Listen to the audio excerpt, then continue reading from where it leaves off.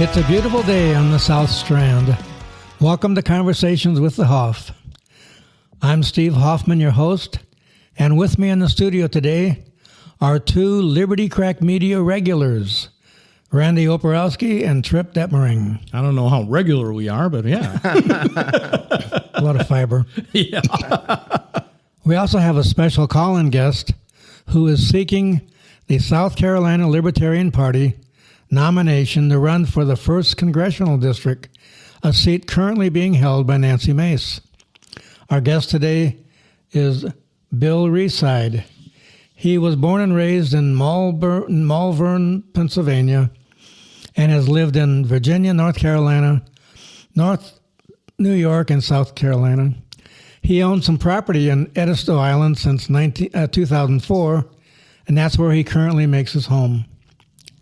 His professional background spans 40-plus years in the nuclear power and nuclear research fields. As a nuclear engineer and manager, he's supported construction, operations, and maintenance at nuclear facilities across the eastern U.S. and internationally. He was named the Project Manager of the Year in 2017 for a multi-million-dollar corporation. He has seen firsthand the burdens created by excessive regulation, wasteful government spending, and federal overreach. He's also a volunteer. He volunteers for Habitat for Humanity for the past 30 years in 4 different states, and he's even built homes in 5 foreign countries. As a candidate for U.S. House, he will be focused on establishing fiscal discipline, protecting civil liberties, and promoting free market solutions. He believes the federal government should be smaller, more efficient, and firmly limited to the roles enumerated in the Constitution. Sounds like a constitutional libertarian to me. Aha. So welcome to the show, Bill. Thank you very much. You captured everything perfectly, except it is Malvern, Pennsylvania, but that's okay. Oh, okay, great. And where is that? That's the southeastern Pennsylvania, about 20 miles west of Philadelphia. Okay, great. So I guess to start the show, the question that probably is on everybody's mind is, why do you want to be the next representative from South Carolina for Congressional District number 1? Yeah, the number one reason is the country is failing from within. The greatest threat to our country is not Iran. The greatest threat to our country is that we've become constitutionally unbalanced. The founders' genius was creating 3 branches of government that would have specific roles and have checks and balances on each other. And over the last 100 years, we have let our government get way out of balance. The Congress has given away way too many of its authorities, and the executives, of course, will take it. When Congress gives away its authorities, the executive will jump up and take it. So I'm running to restore that balance, which will lead to all those things you mentioned in the bio. Yeah, on your webpage, you have a bunch of issues there. Primarily, you say that you want to restore Article 1 powers of Congress. And could you talk a little bit about that? Presidential tariffs and all these other good things? The 2 most obvious ones that have been in the news recently, and really should have been in the news for the last 30 or 40 years, is the authorization to declare war. Article 1 clearly states that Congress has that authority. And since 1945, the executives in our government, which is a mix of Republicans and Democrats, have put us in endless wars. Iraq twice, Vietnam, Korea. We're even at war with Cuba again by blockading them. And Congress keeps putting forth these authorizations to use military force, and the executive abuses it. The executives have been abusing it since 9/11, and Congress refuses to repeal that authorization to use military force, and it's just an open door for executives to take us to war unnecessarily. So that's one. Yeah, it seems like Congress never lets a crisis go to waste. After 9/11, didn't that when they started that AUMF authorization for use of military force? Yes, absolutely, and it's still in effect. And every executive since, again, both Democrats and Republicans have used it to take us into unnecessary wars. The second one is tariffs. Again, Congress has the authority to lay taxes. It's laid out very specifically in the Constitution, and yet for unknown reasons, Congress passes these emergency authorizations for the executive to lay tariffs or taxes on the American people. And it's a disaster. Tariffs are taxes, and they're leading to inflation. So again, I want to immediately repeal all those emergency authorizations. And right now we're depending on the courts to rein in the executive branch, and Congress should be just doing its job, and we wouldn't need the courts to rein in the executives. Those are two very specific examples. Do you think that the abdication of making these decisions by Congress is because these congressional people want to keep their hands, I guess, clean for their reelections? And I personally think that maybe the big solution might be term limits. Man, you read my mind. I read your book, Bill. The answer to your question is yes, and your solution is right down my alley. Yeah. Congress, again, the founders were geniuses. They set up the House of Representatives to be elected every 2 years so that those folks would be closest to the people and held accountable to the people every 2 years. But unfortunately, the power of incumbency, the power of money, the power of name recognition has overwhelmed that goal of keeping the folks in the House of Representatives close to the people. And so instead of taking the risks, doing the right things, incumbents fear losing their power. Yeah. Now, I would add one corollary to what you said. It's not just that they're afraid of losing their power. If the United States government was shrunk by about 60 or 70% in terms of dollars, the power that they have would be very much less than it is now. And if the power is less, then the influence of lobbyists and other outside forces would be less, and it would empower Congress to do the right thing. Amen. Now, term limits. Absolutely. I have signed the USTL, which is the United States Term Limits Organization. I've signed their pledge to serve only 3 terms in the Congress. Excellent. You talk about restoring Article 1 of the Constitution. So yes, Congress has to take its authority back again. But what about Article 1, Section 8? They should only be limited to certain enumerated powers. They've gone way beyond that. What do you say to that? Well, there's a reason we're called the United States of America. I always try to use that phrase for 2 reasons, because it reminds us that we are United States. We happen to have 50 of them. We are not America. Canada is America. Mexico is America. South America is America. So I always use the phrase United States of America to remind us we are states. And I am a huge proponent of pushing things back to the states that have been taken over by Congress. And I've got a couple examples of those if you want to go into them.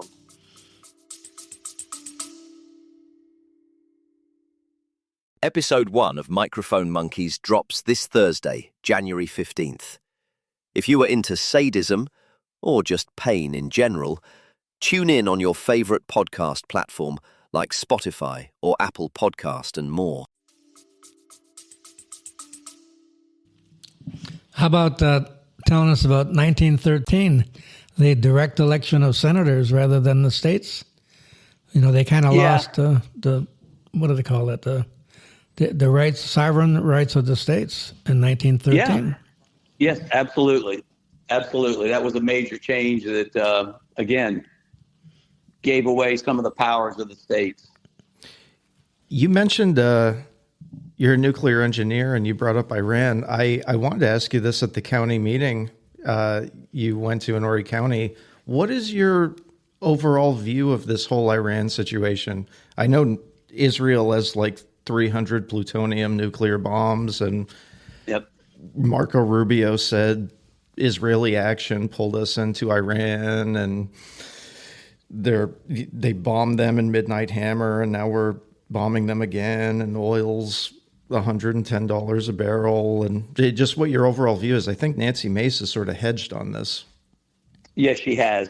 She has. I just actually, right before while I was waiting for you guys to call me, I put my daily Facebook post up, made it very clear. I do not favor in any way this war in Iran. No way. And if I was sitting in Congress right now, if I was sitting in Nancy Mace's seat, I would not vote for this $200 billion in supplemental funding. Absolutely would not vote for it. Iran is not a threat. Iran with a nuclear weapon is not a threat. Nuclear weapons have been used once, and that was obviously at the end of World War II. And the absolute mass destruction that those two weapons display to us has kept other countries from using them for the last 80 years. Yeah. And I would prefer to see them go away entirely, but a lot of countries feel like that they're an insurance policy. So I would not be in favor of this war in Iran. And if nothing else, logically, and I'm a problem solver, I look at what's the data that says we have a problem. If Iran's enrichment of uranium to 60% is the biggest problem the United States has, then we should be at war in Pakistan, North Korea. We should invade Russia. We should invade France. France has nuclear weapons. Israel. And those things just don't make sense. I do agree. We should invade France. Well, you know what General George Patton said about France in World War II? What's that? He said he'd rather face one German brigade than have two French brigades behind him. Okay, I'd like to move on to some other issues that are brought up in your webpage. You talk about reforming Social Security and Medicare. If you listen to past episodes of Conversations with the Hoff, we've discussed privatization of both of those at length. So what do you mean by stabilize and personalize Social Security? Yeah. Actually, I'm a devotee of the Cato organization. I use their policy solutions to drive what I'm going to do when I'm in Congress. And yes, when I say stabilize and personalize Social Security, the number one thing is Social Security is going to start running out of money in about 2032. Some say 2033, some say 2032. And if you're on Social Security right now, you should go home and take your calculator out. And if you're getting $1,000 a month from Social Security, starting in 2032, that number is going to go to 800, and it's going to continue to go down. So it needs to be stabilized. The last time this happened and it got attention was when Ronald Reagan was in office. And unfortunately, they had to take two actions. They extended the retirement age out to 67, but they also had to raise taxes. And I want to get in front of this 6 years before it starts running out of money. So stabilizing it means we're going to have to do a couple of things. And number one is we're going to have to push the ages out.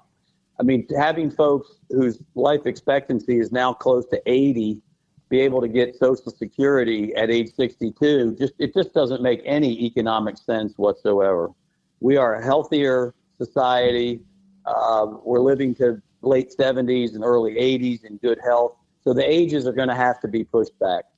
And although I don't like the idea of raising taxes, I would want the experts to tell me if raising the cap on Social Security moves the needle. If it moves the needle, we may have to take away the cap on spending. If it doesn't move the needle, then I certainly would not push to raise taxes just for emotional reasons.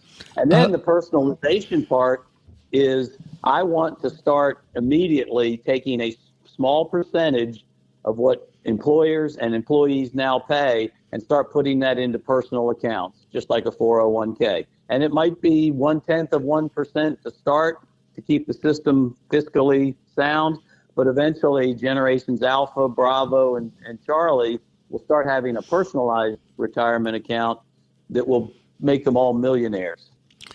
There are countries out there who did privatize Social Security. Peru is a good example, and Yep. Singapore.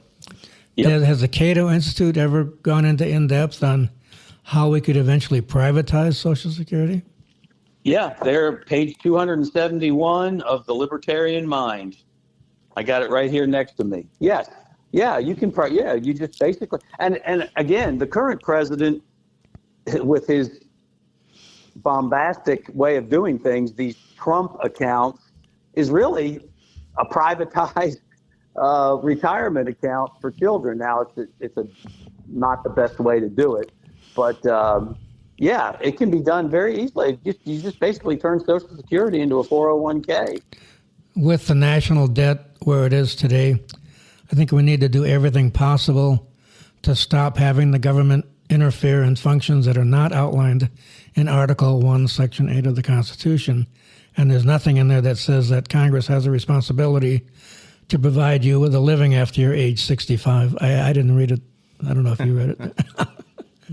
No, I believe you're correct on that one. Also, in one of my first episodes in conversation with the Hoff had to do with the Affordable Care Act. Obamacare was a disaster then, and it's even a worse disaster today. And you talk about stabilizing and personalizing Medicare. Right. Medicare should be turned into, just like Social Security can be turned into a 401k, Medicare can be turned into a health savings account. So I believe roughly right, when you're working, about 1.5% of your salary goes to Medicare, and your employer puts in another percentage, and I think there's some kind of sliding scale there. But roughly 3% of your salary is going to Medicare, which ends up in the hands of insurers. So again, let that 1.45% of the employee's salary, if we're going to have a government-funded system at all, let that 1.45% go into an HSA. And when you're young and healthy, when you start working at age 16 and you're not using the medical services and products, you can build that account up. And then when you get to 40s, 50s, 60s, when you have to start using it, you'll have hundreds of thousands of dollars, and all you'll need is catastrophic insurance. So yes, we can privatize.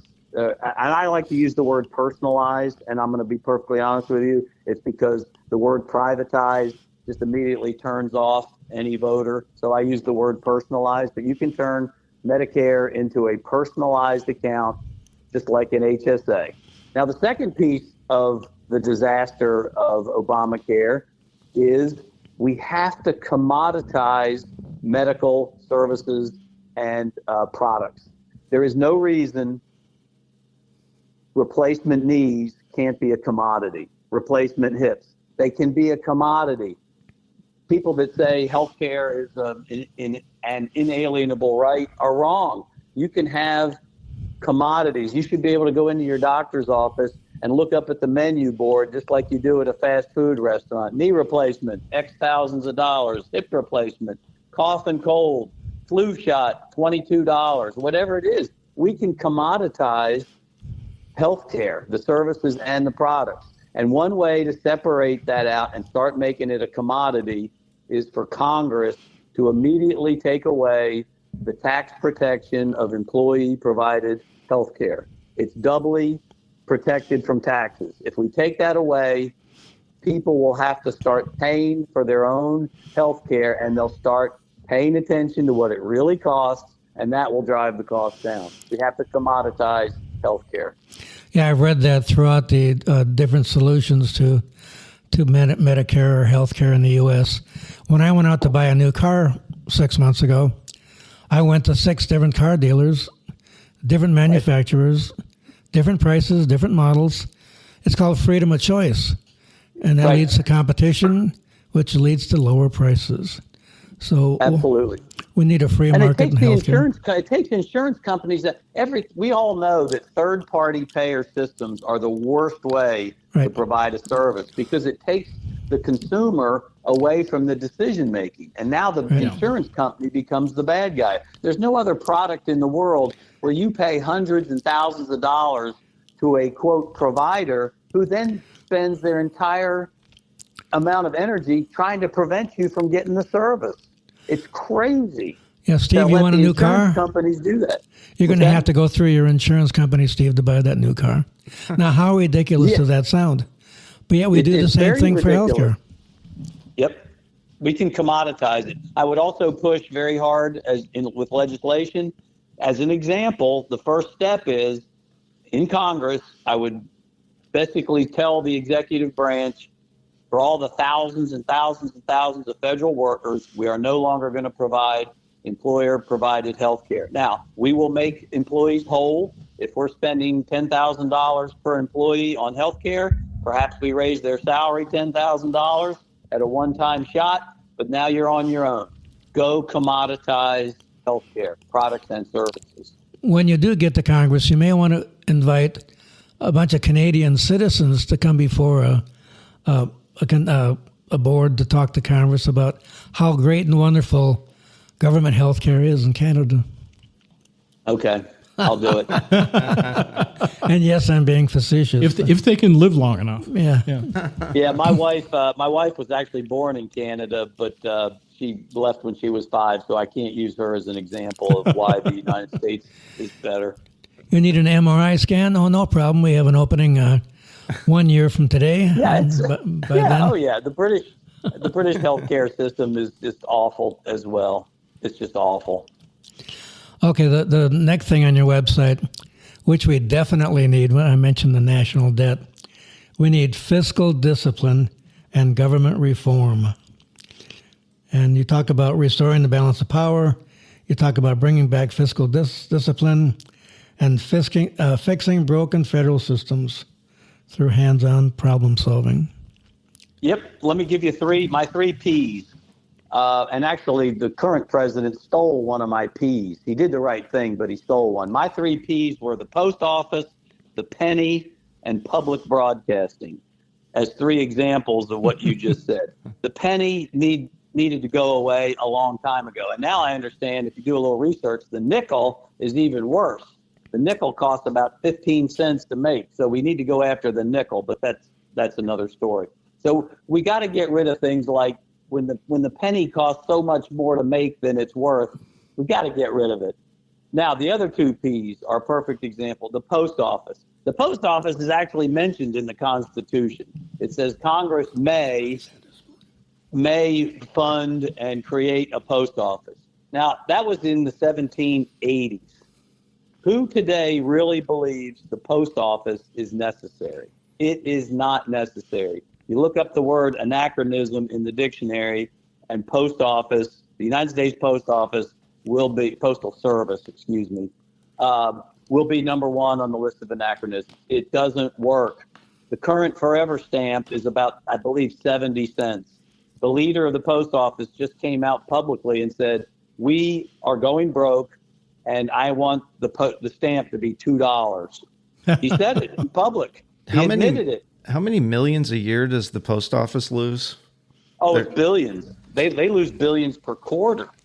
So that's a perfect example of where Congress, again, you got to have problem solvers that say, look, the post office was necessary when we were expanding westward. We needed ways to communicate. We didn't have the telegraph. We didn't have the telephone. We didn't have computers. We didn't have email. We didn't have UPS or FedEx.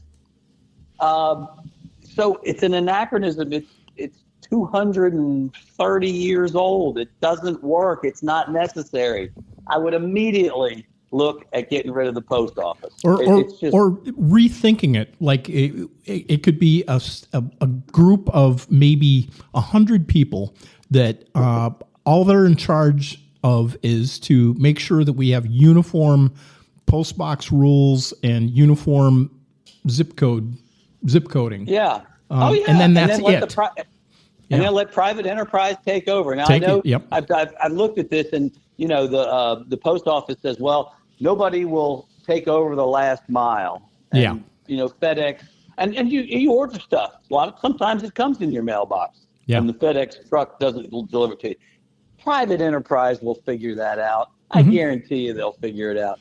And the argument that rural people have to have the post office, when you make the decision as a family to live in, the wilds of Wyoming, that's one of the decisions you have. What's one of the pieces of information you need to make that decision. The rest of the country should not pay for your decision to live in rural Wyoming. So, the post office has got to go. Public broadcasting is really government broadcasting, so that should change from a P to a G. There should be $0.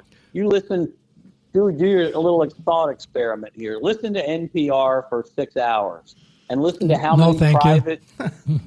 listen to how many private companies fund NPR. Yeah. And if NPR wants to be on the radio, they can go get the MacArthur Foundation, and everybody else will fund them if they have a good product. So those are my 3 Ps. We got to get rid of them. All would happen is it would decentralize the broadcasting done by colleges and universities throughout the country, and then that's it. All the hardware, all the people would still be intact.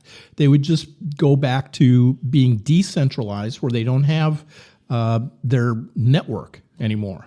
And that's all the public broadcasting. It wouldn't be that catastrophic, and it would save us millions.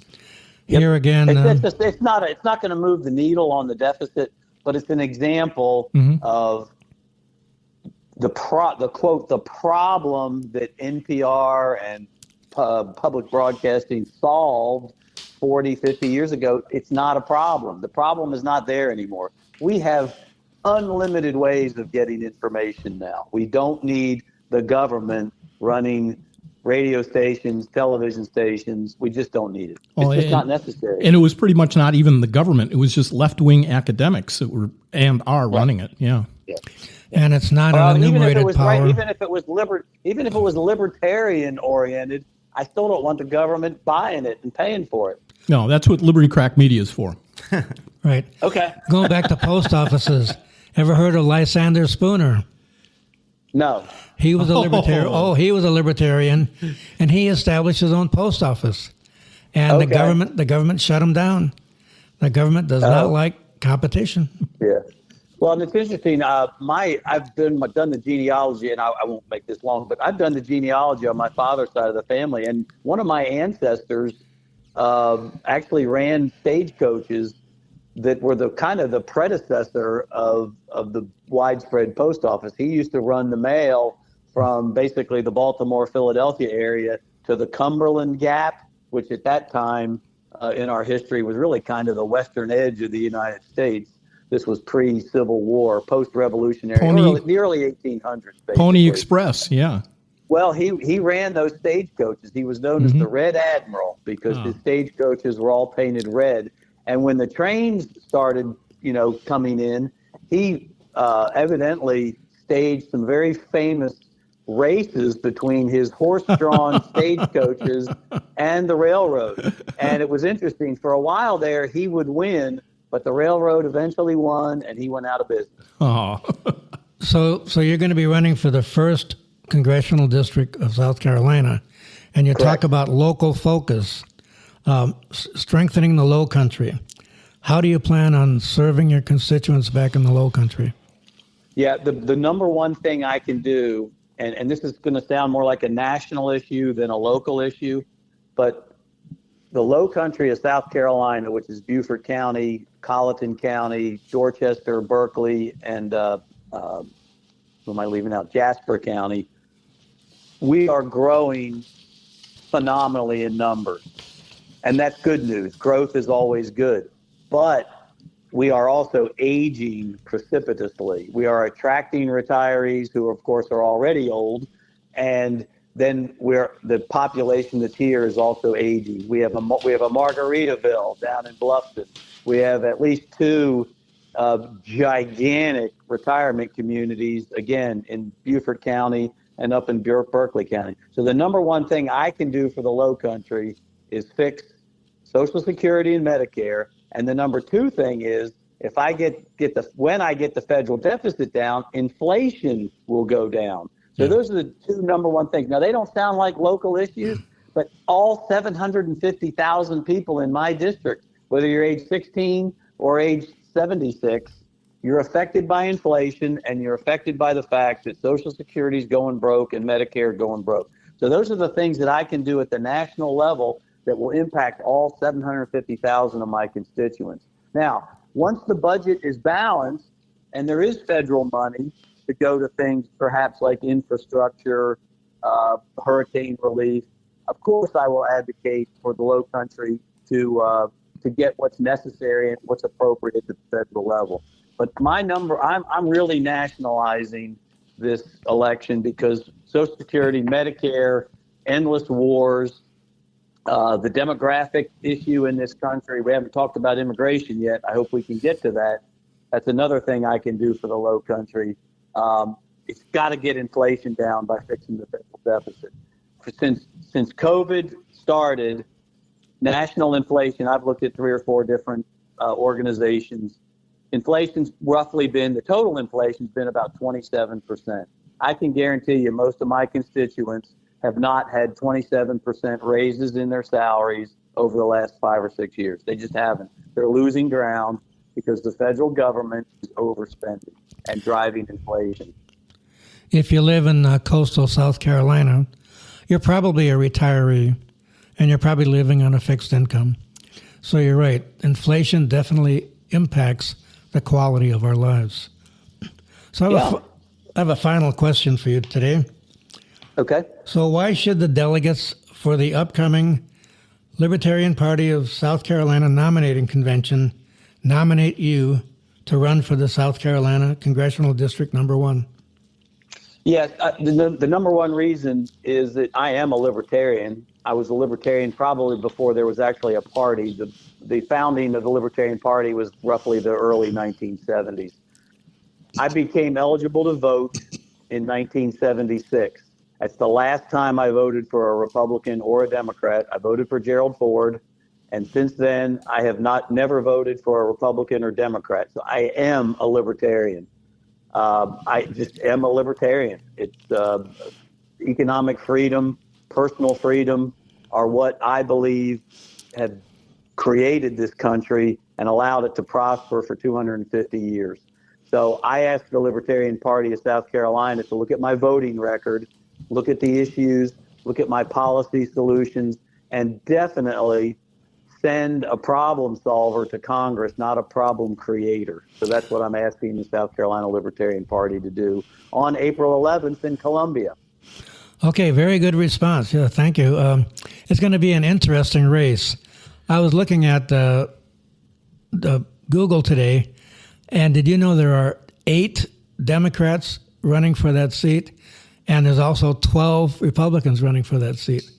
So it'll be a very interesting election. Well, primary. Good old Mark Sanford came off the Appalachian Trail, and he's going to run again. Yeah, that's pretty good, yeah. Well, since I've got you as the nuclear engineer on the show, we had Larry Sharp on earlier, and you may have heard that interview, but we talk about Gen 3, Gen 4 nuclear plants, and you could probably speak on this more expertly than anybody else. But a lot of people that are, I guess, nuclear plant fearful it could probably have their fears appeased by an expert like you. Do you have any comments or Sure. Yeah, absolutely. I'll keep them short. I'll focus on the technology and the economics. Okay. And just for credibility purposes, let me state I held a senior reactor operator license from the Nuclear Regulatory Commission for 10 years back in the 80s and early 90s. So I've had my hands on the controls of a nuclear power plant up near Charlotte. So I'll just do that to give myself some credibility. So technologically, the technological issue of commercial nuclear power, they are one of the safest ways to generate electricity. And they also can give you bulk electricity. And bulk electricity is critical because the alternative energies like solar and wind and hydropower are cyclical. You can't count on them 24 hours a day, 7 days a week. You just can't. So they give you this big base load, and they're really good at that. And once they're built, they run forever. The plant that I helped build back in the 70s is now on its third license extension, and the plant can probably go another 20, 40 years very safely. Wow. So they're great at that. The downside, and the generations 3 and 4 that you're talking about are smaller, more modular, they're easier to build. The infrastructure needs are not as great, and they're going to be great at the 50 to 100 megawatt level. They're going to be great. The biggest problem, and I say I hate to call it a problem because economically it was good, when the geniuses in the fossil fuel industry figured out fracking, they made natural gas almost free. And nuclear power plants, no matter how big or small, are very capital intensive, and they take a long time to build. Once you build them, they're cheap to run and they run forever. But the capital intensiveness of them, they can't compete with natural gas. Good point. And a perfect example in my district is Colleton County. It makes much more sense to build a big natural gas plant there in Colleton County. It can be built in 18 months versus the nuclear plant, which takes 8 to 10 years. And then the natural gas is almost free. So that's the, quote, problem with nuclear. Technologically, great, safe, run forever, run cheaply, but it's that capital intensiveness that doesn't make them competitive with natural gas. Did that answer your question? Yeah, very good point. Okay, Mr. Reeside, thank you for being a guest on Conversations with the Hoff. I hope our listening audience can now appreciate the need for more libertarians to not only run for public office, but to be elected to public office. Libertarian policies and solutions, like those presented by Bill Reeside, show that you cannot fix government-created problems with big government programs. Think about that the next time you enter the voting booth. I believe that electing libertarians to public office is essential to making less government, more freedom, as well as less government, more prosperity, the new American reality. Conversations with the Hoff is part of the Liberty Crack Media Network. If you enjoyed today's podcast, please visit our webpage, libertycrackmedia.com. And while you're there, click on that donate button. Your donations will help spread the Liberty message to an even wider audience. And now a word from our glorious leader, the Executive Director of Liberty Crack Media, Trip Detmering. Yes, I want to thank everybody for tuning in to another wonderful Conversations with the Hoff. Tune in next week. I'm sure we're going to have some exciting news guests. And also, if you've got a taste for some more excitement, tune into Microsoft Monkeys. I did it again. Microphone Monkeys. But more importantly, if you want to learn more about Bill Reeside and his run, go to resideforcongress.com. That's REESIDE for Congress.com.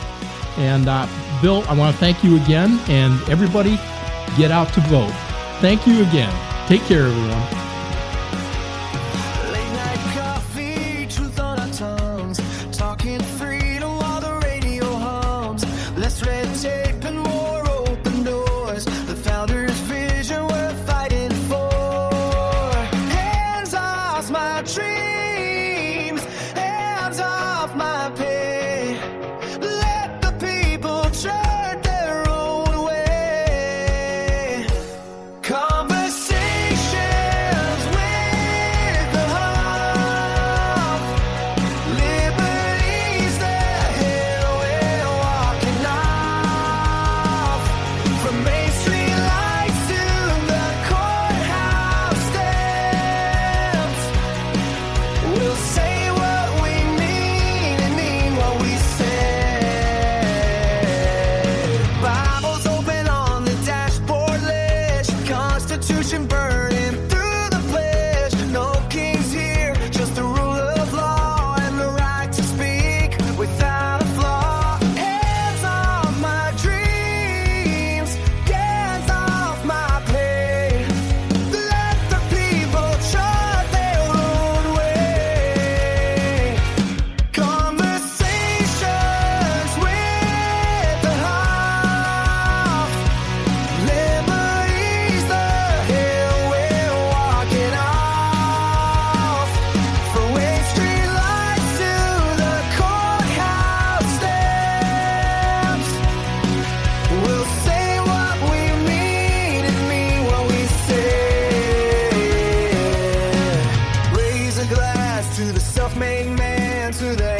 build and the hearts that stand. One nation under God's own grace, with room to rise and space to chase.